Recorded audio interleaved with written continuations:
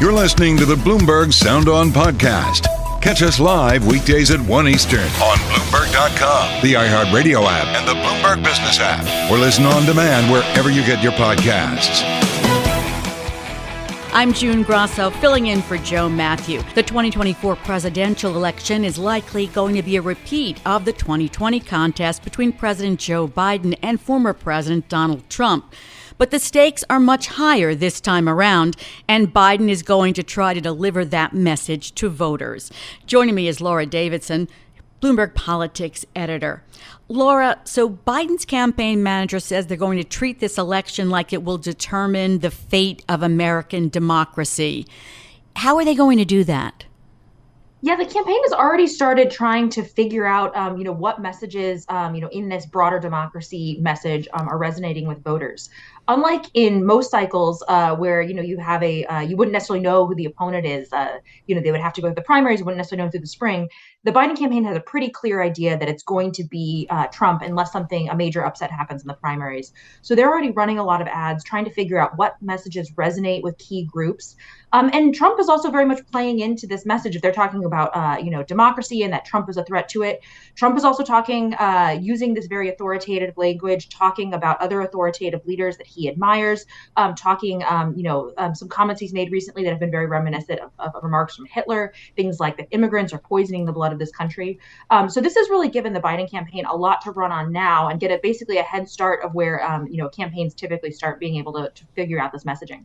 Yeah, and according to a Quinnipiac University poll that was released Wednesday, only 53% of respondents are concerned about Trump's recent comments saying that he would be like a dictator on day one of his second term. 44% of respondents said they aren't worried about that remark, and 84% of Republicans say they aren't worried about that. So do you think that this Biden focus on the Trump threat is going to help to move the needle for him?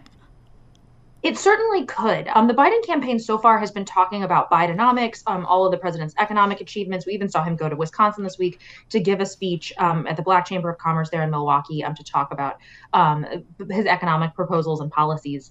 That so far in the polling hasn't really resonated with voters. When you look at head-to-head matchups, including a Bloomberg poll, shows that that voters in swing states of which Wisconsin is one of, Trump is leading Biden on some of these issues. So this is, kind of not necessarily a shift because the campaign was already going to talk about democracy, but you see them leaning more heavily into talking about democracy, talking about, Trump's comments about being a dictator, because they think that that's the messaging that will resonate more with voters versus some of these, more esoteric policies, more wonky things about, bills that have been passed over the past several years. You mentioned the economy. Voters also seem to be concerned with Biden's age. There's nothing that the campaign can do about that, but are they planning to frame it in any way? Yeah, so there's been a couple things they've been doing. One is that they've just been trying to make sure that Biden appears, as strong and as vital as possible. The other thing is they've been making some jokes about the age. So, Biden's been joking about that, when he's been out on the campaign trail, when he's been doing press conferences just to make it, less of a liability. The campaign also points out that that Trump is not that much younger than Biden. He's just 3 or 4 years younger. So this is, going to be an issue. But when you look at where age resonates with voters, the age is much more of an issue for Biden than it is for Trump. And so that's going to be a key problem that the campaign is going to have to deal with going forward. I know, and it's really surprising because, as you say, they are pretty close in age, and yet people are always complaining about Biden being too old, but you don't usually hear people saying that about Trump. I don't know how they can turn that around, really. So now, despite this history that Trump has of racially divisive comments, surprisingly to me, he has some of the highest ratings among black voters of any candidate from his party. And the Trump campaign is going to try to push that and kick off some television ads and outreach to the black community. Tell us about that. Yeah, so this is a deliberate strategy among the Trump campaign to try to pick up some votes in the Black community. They're not this. This is a community that has traditionally voted overwhelmingly for Democrats. Somewhere 90% or even north of that have broken for the Democratic presidential candidates. But the Trump campaign season opening there, if you look at some of the polling right now, and that shows what people are thinking. That's not necessarily what they'll think in a year, but that Trump's favorability is rising among Black voters and Biden's favorability is declining. So they're seeing this opportunity here to maybe pick up some votes, and if they are able just to get 3 or 4 percentage points, increase among Black voters, that could be the difference for a Biden win versus a Trump win. So they're aiming to get 25% of the Black vote. That would be historically way higher than any Republican presidential candidate has gotten. Roughly twice. They've maxed out around 12-13% over the past 50 years. But this is certainly something that the Biden campaign is worried about and actively trying to combat. Is the Biden campaign or the Trump campaign particularly worried about third-party candidates, of which there are several now, and you have Kennedy in third place in that Quinnipiac poll? Yeah, this is something that both campaigns are worried about because the risks there are sort of unknown and they could be very volatile. So, for example, Robert F. Kennedy Jr., had run as a Democrat, now is running as an independent. He's garnering, somewhere around, 22% of the vote in that Quinnipiac poll. He's pulling pretty evenly from Trump and Biden. But, if that starts to change, that could be a risk. There's also Cornel West, who's running as an independent, and there also is the No Labels group that is potentially going to launch a presidential campaign. Joe Manchin has made some noise. So that could have a big influence, in some of these states like Pennsylvania, where Joe Manchin is well known and popular. Biden really needs to win that state to be able to win the presidency. So there's a lot of unknown variables here that could make this, a surprising upset, over the summer or the fall. We've all seen how the third-party candidate can make a difference. Thanks so much, Laura, for joining us. That's Bloomberg Politics editor, Laura Davison. You're listening to the Bloomberg Sound On podcast. Catch the program live weekdays at 1 Eastern on Bloomberg Radio, the TuneIn app, Bloomberg.com, and the Bloomberg Business app. You can also listen live on Amazon Alexa from our flagship New York station. Just say, Alexa, play Bloomberg 1130. Turning now to something millions of Americans are thinking of as they hit the road for the Christmas holidays. How much will it take to fill up their tanks? Joining us to answer that question is Patrick Haan, head of petroleum analysis at GasBuddy. So, Patrick, what's the answer to the question? Well, fortunately, gas prices have declined for 13 weeks in the run-up to Christmas here. The holidays looking rather good. We're seeing now 28 states where the average price of gasoline is below that $3 a gallon mark. And while we've seen a little bit of an uptick here in the last couple of days as oil prices jumped last week, we're still seeing north of 95,000 stations across the United States below that $3 a gallon mark. Certainly some much lower prices in the last couple of weeks as we approach the holidays. I'll confess that I don't own a car since I live in New York City, but how does that line up with last year? Well, as a result of the little bit of a perk up in prices we've seen over the last couple of days, the national average is up about 8 cents from last week's low. Gas prices now about 3.5 cents above what we saw a year ago. And again, we tried to make that run at a sub $3 a gallon national average. We got closer this year. Last week, we saw the national average declining to $3.02 a gallon. Last year, we saw the bottom at $3.05, but both years, it looks like we're stopping just short of seeing that national average below the $3 mark. Given the Red Sea attacks and disrupting shipping, how have oil and gas prices managed to stay relatively contained? Well, and that's part of the reason why we have seen a bit of a bottom, at least potentially short term, in the price of gasoline. Oil prices have rallied on some of the Houthi attacks that you mentioned in the Red Sea. Obviously, that's certainly a worry. A lot of merchant vessels use the Red Sea and the Suez Canal.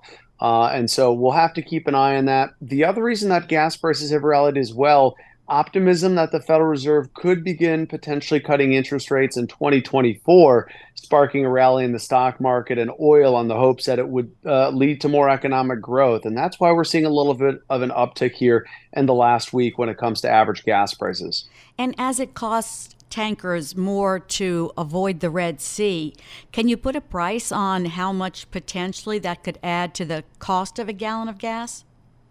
Yeah, we're talking about a potential very small increase to price of gasoline. It really depends on how many ships end up having to divert out away from the Red Sea. And, I would quantify it in the cents per gallon realm. I mean, we're talking about these large crude carriers that can carry 1 to 2 million barrels of oil per day. So it does water down the potential cost differential. But what's more important as well is not necessarily the cost difference, but the time in transit taking 10 to 14 days longer to traverse around the Red Sea. And that's something to keep the eye on here to see how many more of these tankers are being diverted away from the Red Sea in the weeks ahead.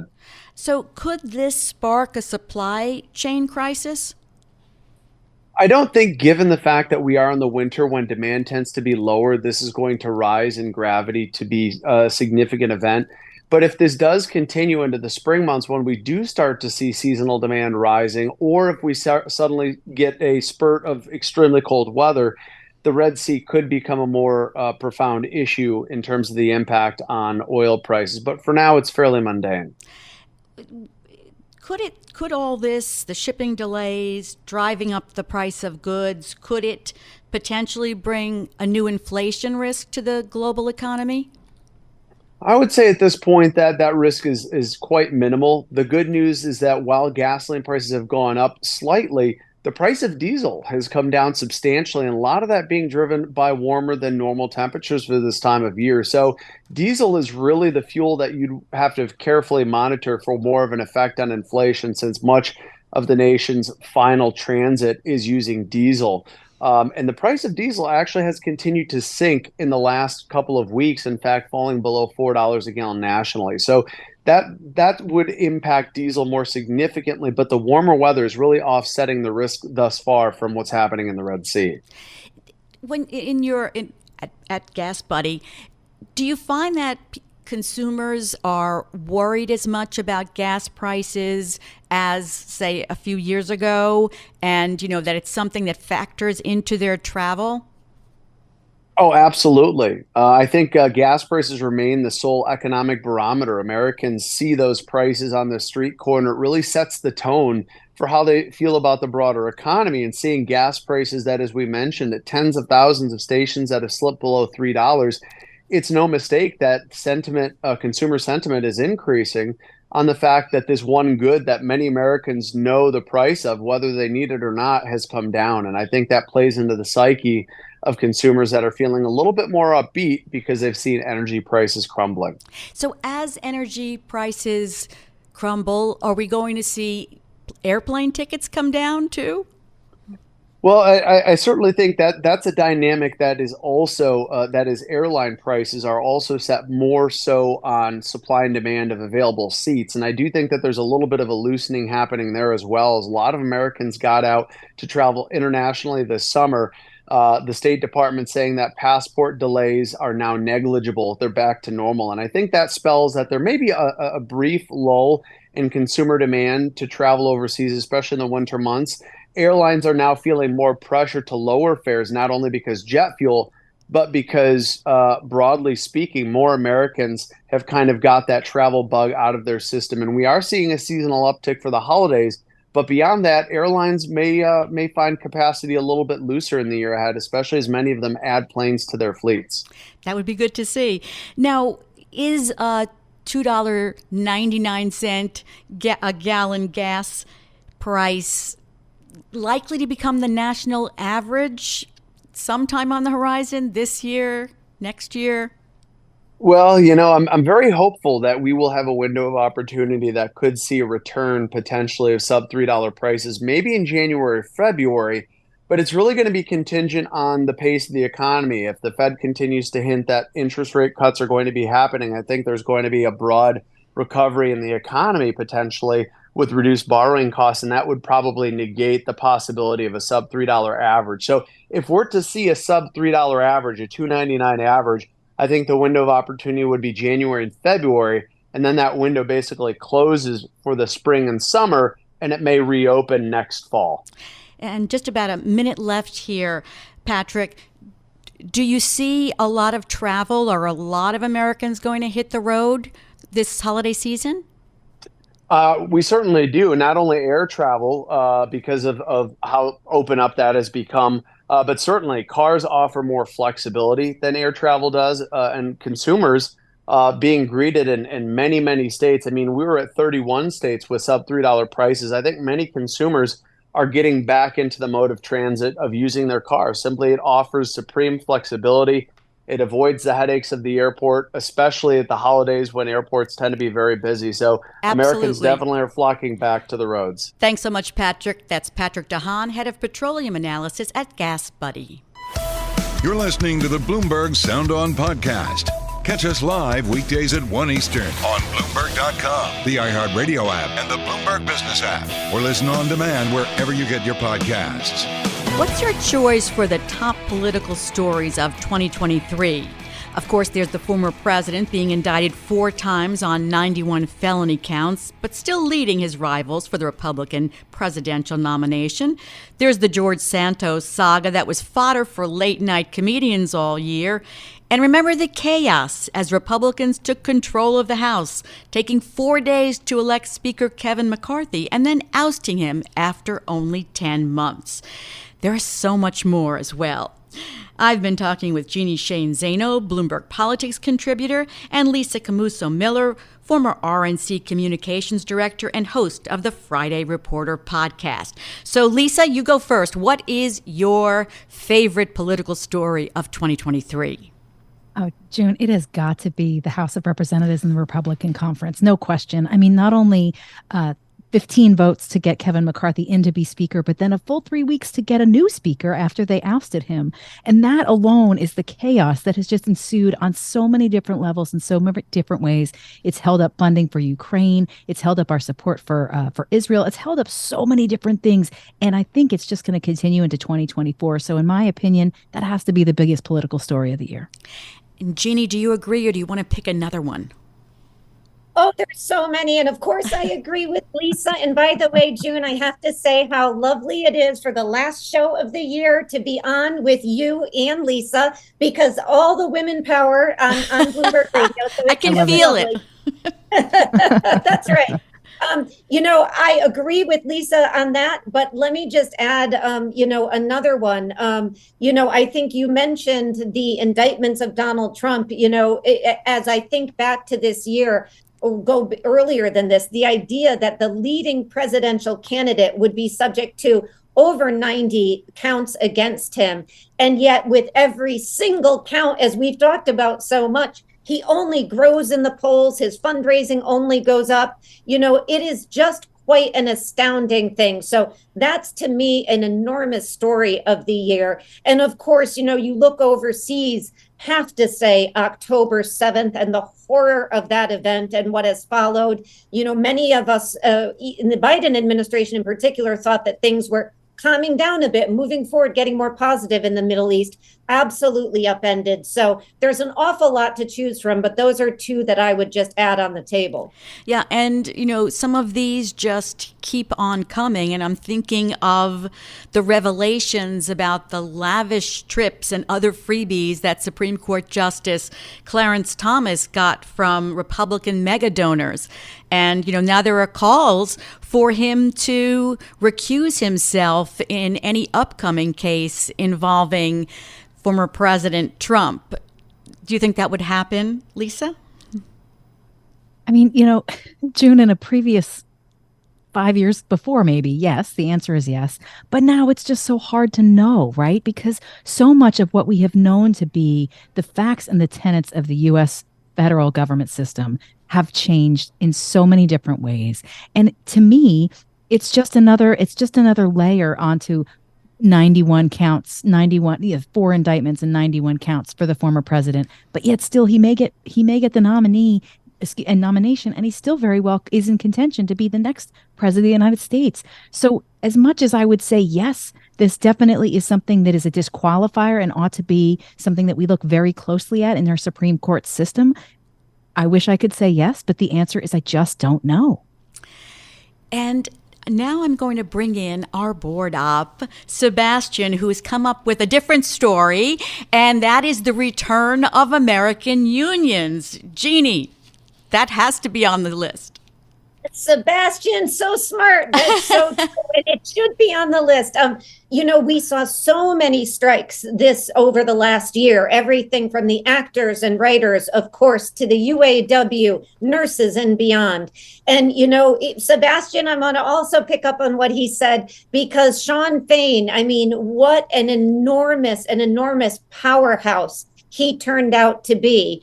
And really, I think, changed the way many people think about the power of labor and really showed us a new way for labor to go forward. And of course, working with we're all living under a president who describes himself as labor's, biggest friend, Joe Biden. And the idea that we'd have a president go and join the strike, we'd have a leading presidential candidate and Donald Trump go out there, go to a non-unionized shop. But labor certainly has made an enormous resurgence. And I do think as we think about going forward, we will continue to see, because of the success the UAW had, a lot of labor activity and efforts to try to unionize even further and across other industries.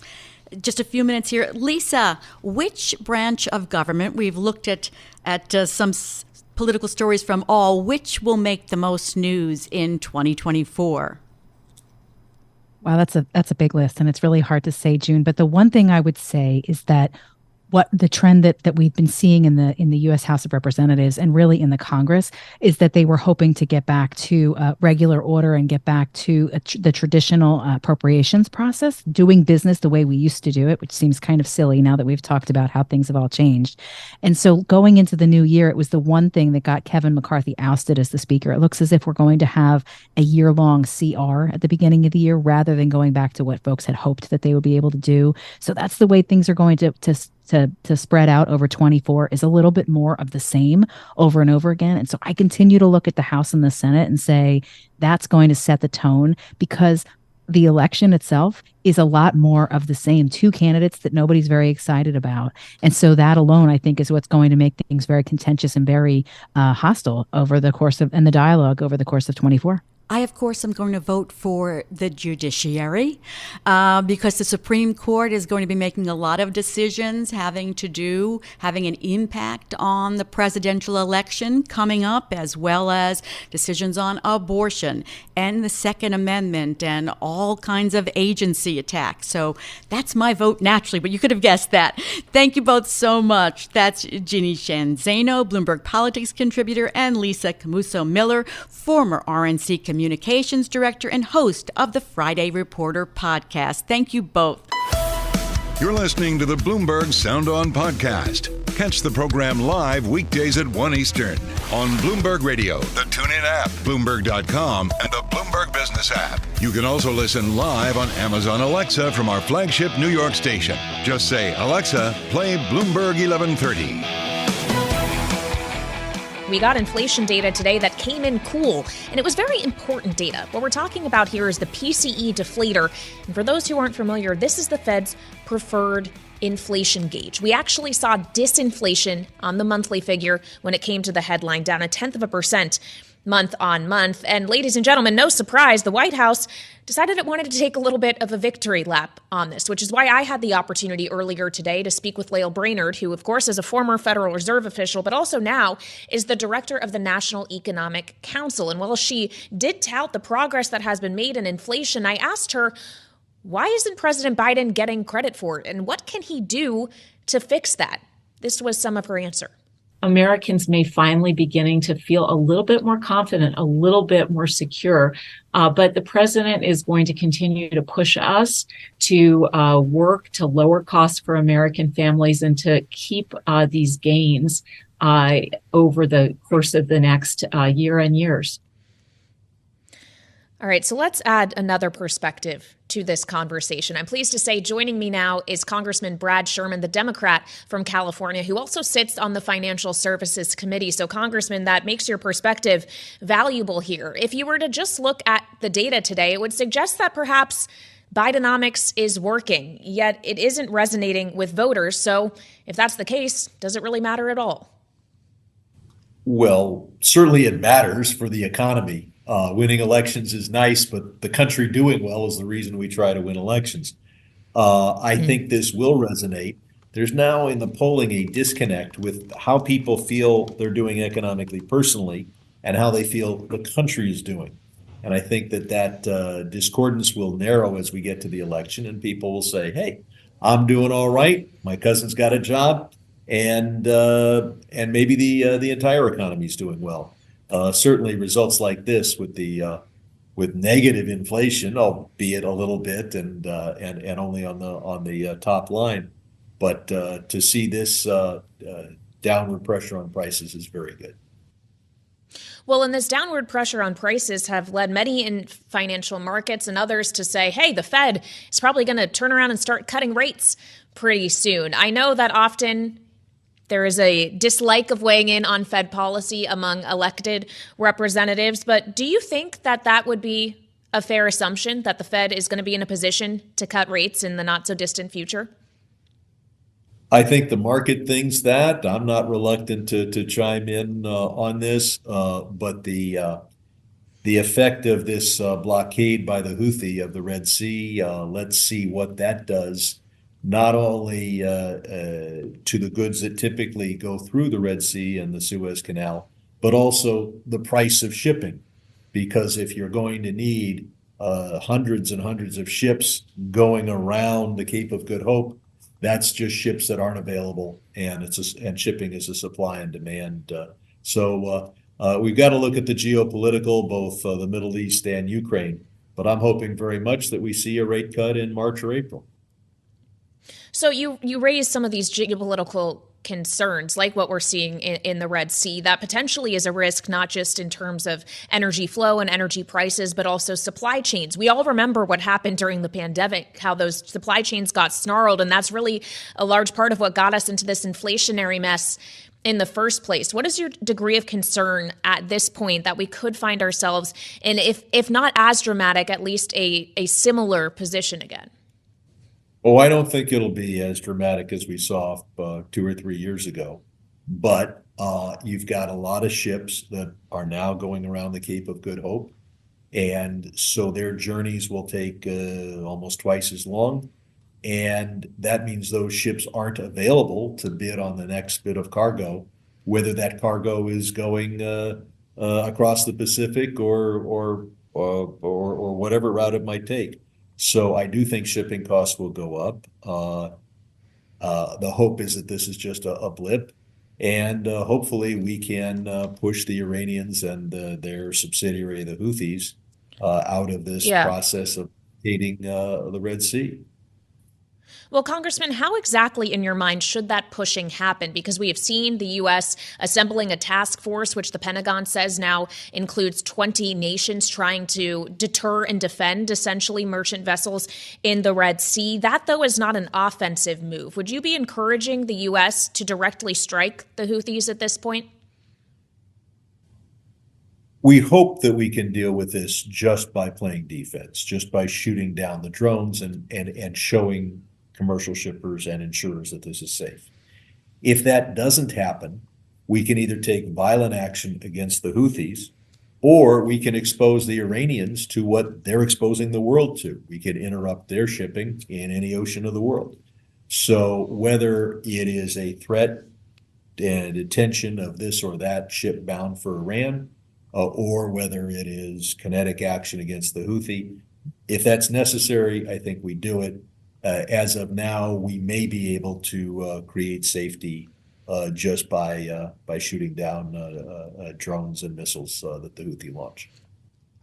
Well, and of course, the consideration for the U.S. here is the idea that they don't want to escalate this conflict any further, right? They don't want this to turn into a broader regional conflict beyond what is already happening between Israel and Hamas in Gaza. And that's where I'd like to go with you next, Congressman, if we could. The UN Security Council just passed a resolution today, the U.S. abstaining from this vote, that calls for the continued flow of aid and increased flow of aid into the Gaza Strip. It stopped short of demanding a ceasefire. And part of that was because of the U.S.'s concerns about that language, because that is not something the administration is pushing at this point. But there are growing calls for that, sir, as we see the death toll in Gaza rising substantially.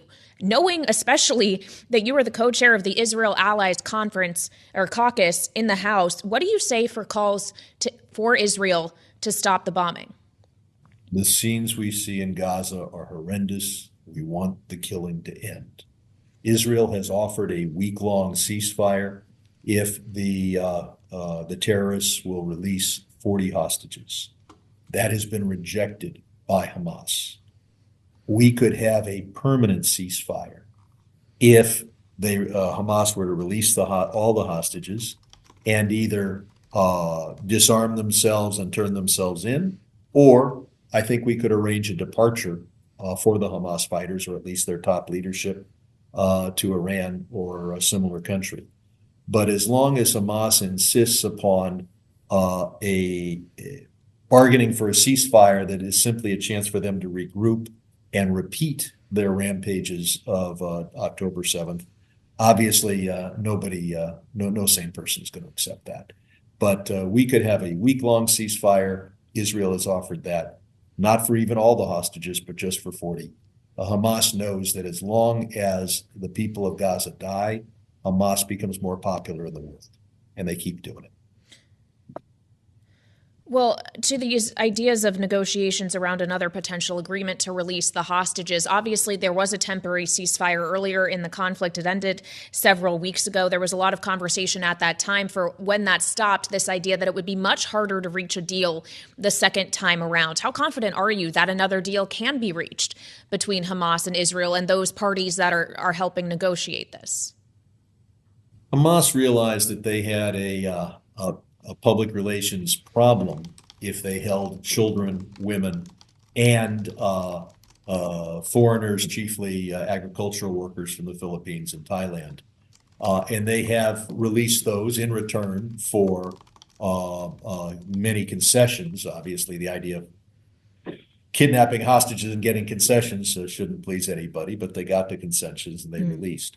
When it comes to male hostages, even the elderly, you just saw they recently released a video of 3 men over the age of 70.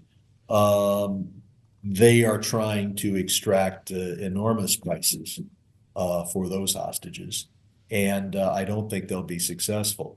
But we could have a week-long ceasefire, which is a giant resupply opportunity to the people of Gaza. If only release 40 hostages, presumably they would be releasing elderly men. Well, Congressman, of course, when you return to Washington after this holiday break, the issue of funding for Israel, as well as funding for Ukraine and border security, is one that is probably going to be front and center, in addition to trying to fund the government and avoid a partial shutdown on January 19th. When it comes to that supplemental funding package, what border measures do you, as a Democrat in the House of Representatives, think are appropriate for the White House to compromise on here? Well, I'm not going to negotiate on radio. I think the Biden opening position of having an orderly border with our border control properly funded, that's our position now. If we're going to actually change any of our policies, that needs to be negotiated behind closed doors. But the idea that Republicans would fail to fund aid for Israel and aid to Ukraine in order to extract a concession of what is pretty much a domestic issue, that's not the Republican Party I saw 20 years ago. Okay, so how does all of this come together then? What is your degree of confidence that a supplemental is going to be able to be passed at all when even there's questions around the must pass appropriation bills? I have 50-50 confidence in our ability to fund Ukraine, Israel, Taiwan, and border. One could imagine that if that was stymied, that Israel would move forward separately. Don't know, and that certainly isn't the administration's position. then we face possible shutdown of the U.S. government, some of it on the 19th of January, some on February 2nd. And the Republican bargaining position hasn't even been articulated, let alone,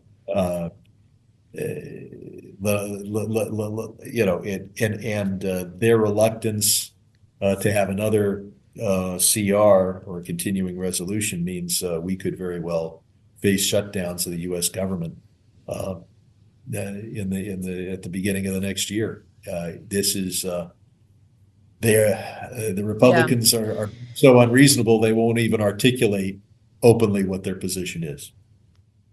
Well, 2024, Congressman, is going to be a doozy for a multitude of reasons. But on the subject of 2024, of course, a lot of news was made this week when the Colorado State Supreme Court ruled that former President Trump should be off the ballot in that state, that he is ineligible to be president on the grounds of the 14th Amendment. And I actually spoke with your colleague, a Democrat from California, just like you, John Garamendi, about this earlier. And his take was interesting. I'd like to get your response to it. This is what he had to say.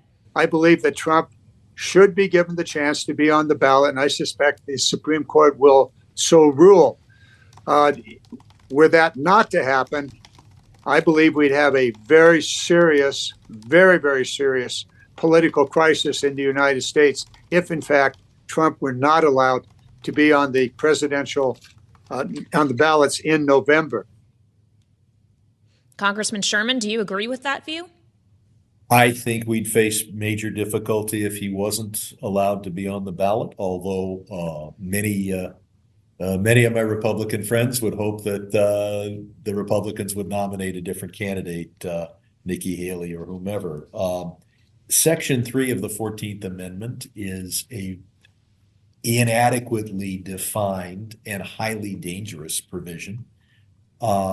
It not only deals with those who engage in insurrection, but also allows the exclusion of people who have given aid or comfort to our enemies. And that is not well defined.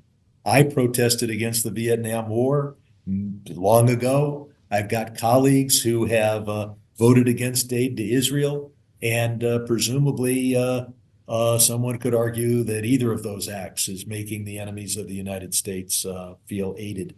So we need at some point to have statutes that that carefully define this section, up until now obscure section of the 14th Amendment. As to whether Trump engaged in insurrection or only aided insurrection, whether the presidency is covered even by Section 3, we're going to have to see the court set rule. All right, Congressman Brad Sherman, the Democrat from California. Great to have you weigh in and join us today. Thank you so much, and a happy new year to you. You're listening to the Bloomberg Sound On podcast. Catch the program live weekdays at 1 Eastern on Bloomberg Radio, the TuneIn app, Bloomberg.com, and the Bloomberg Business app. You can also listen live on Amazon Alexa from our flagship New York station. Just say, Alexa, play Bloomberg 1130. Just today, after several days of delay, the United Nations Security Council was finally able to pass a resolution calling for increased aid into the Gaza Strip. This, of course, as the conflict between Israel and Hamas continues. What this resolution did not do, however, is demand a ceasefire between them, instead calling on parties to, quote, create the conditions for a sustained cessation of hostilities. This was a result of negotiations that had to take place over language to avoid a U.S. veto. The U.S. ended up abstaining from this vote. And while that work is being done, the U.S. also has its eyes on the Red Sea. As we've been reporting over the last several days, they've assembled a maritime task force. The Pentagon now says more than 20 nations are taking part as they try to make sure it is safe enough for commercial and merchant vessels to pass because of threat or actual Houthi attacks. This is where we want to begin with Ellen Wald. She is a senior fellow at the Atlantic Council and also author of Saudi Inc. Ellen, thank you so much for joining. It's always great to see you and get your perspective. I want to first start with New York Times reporting today that Iran has been helping the Houthi militia in Yemen plan and carry out these attacks against commercial shipping vessels. This is according to newly declassified American intelligence that the Times is citing. Should this be a surprise? I don't think it is a surprise. It shouldn't come as a surprise. It's pretty impressive the gains the Houthis have made, over the past several years. But the kinds of things that they are doing need more advanced, weapons guidance systems than it was really believed that they had. So I think what's interesting, though, is that the United States is saying it's not just the weapons that they're giving them, but that they are basically doing the planning and executing the real time guidance systems. And in response, of course, Iran says we have no control over the actions of the Houthis and whatnot. And so it's kind of a case of like, are they or are they not? And I think the issue is really how much does the U.S. want to press this? Because the more evidence that is assembled that shows the direct involvement of Iran in these things, it pushes the U.S. and potentially some other members of this coalition towards a more direct confrontation with Iran and all of the incredible risks and increases in security risks that come with it, as opposed to if the U.S. says, well, Iran is denying this, so we're just going to deal with the Houthi issue and not the Iran issue. Of course, in that case, you risk this conflict and these issues just stretching on.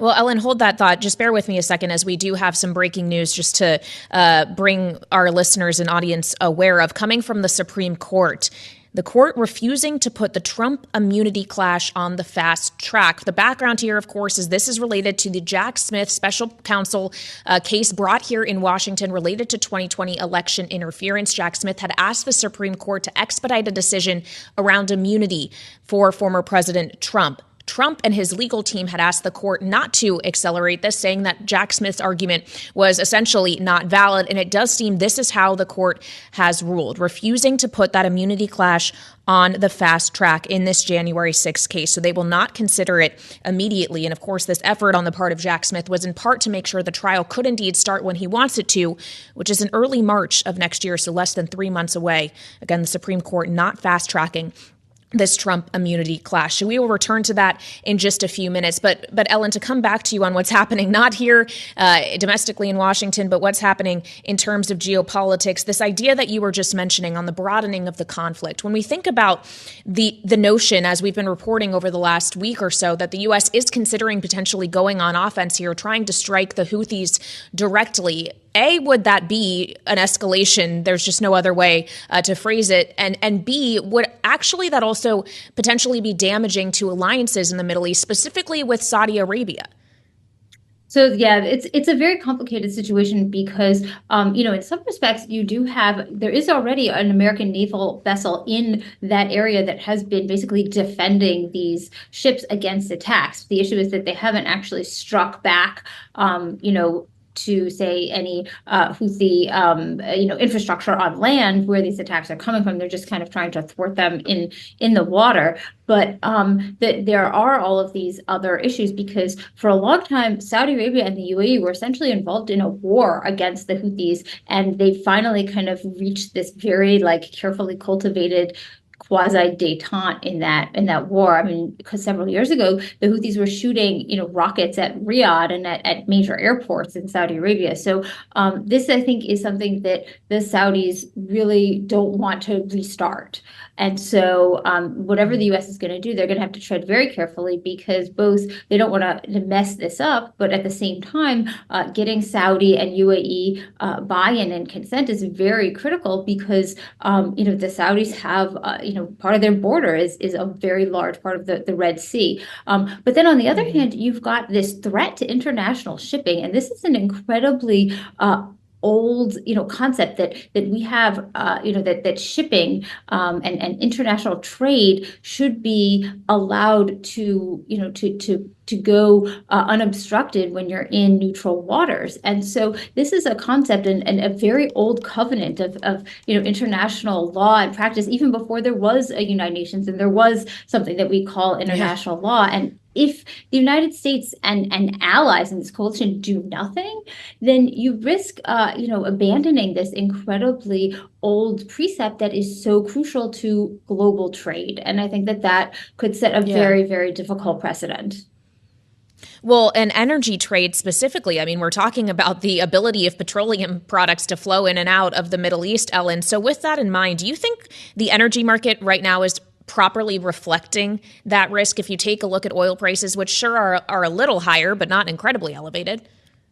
I think that they are they're reflecting the risk at this moment, but I don't think that perhaps that energy prices in the future are perhaps reflecting the fact that this could cause an escalation to a greater conflict. Right when the Gaza-Israel issue got going, back in October, we saw elevated oil prices because everyone was concerned that this was going to become this sort of whole regional-wide conflagration. But then there was a period where it seemed clear that, no one else was going to get involved in this. This was going to be a Hamas-Israel thing. Well, now we're actually looking at this coming up again. So while it seems like prices had kind of scaled back because they said, okay, this is no longer a risk. Now we're looking at the fact that this could very well be a risk. And because this is something that is impacting trade and international shipping, that could be the thing that actually forces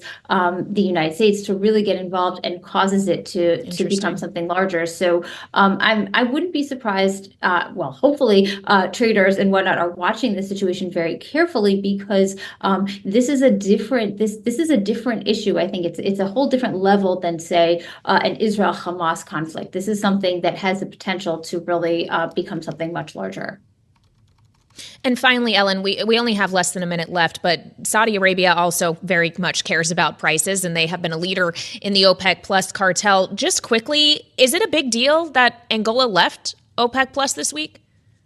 That's a really good question. It is a big deal, but it's also not such a big deal because it's something that, we kind of saw coming.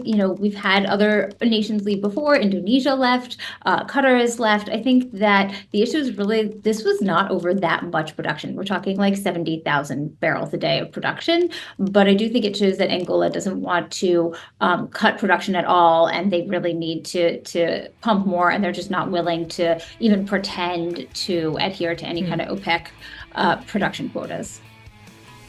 All right, Ellen Wald of the Atlantic Council, it's always great to get your perspective. Thanks so much for joining us, and happy holidays. Thanks for listening to the Sound On podcast. Make sure to subscribe if you haven't already at Apple, Spotify, and anywhere else you get your podcasts. And you can find us live every weekday from Washington, D.C. at 1 p.m. Eastern Time at Bloomberg.com.